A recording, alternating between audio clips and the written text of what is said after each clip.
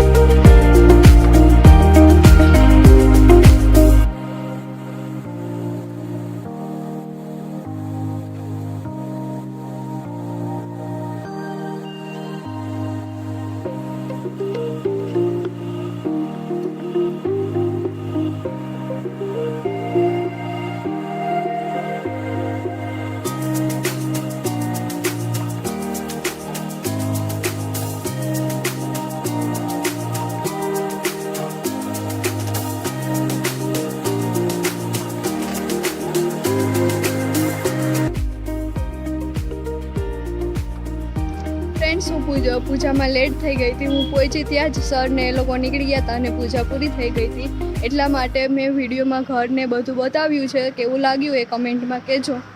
જય માતાજી, જય શ્રી કૃષ્ણ और હર હર મહાદેવ।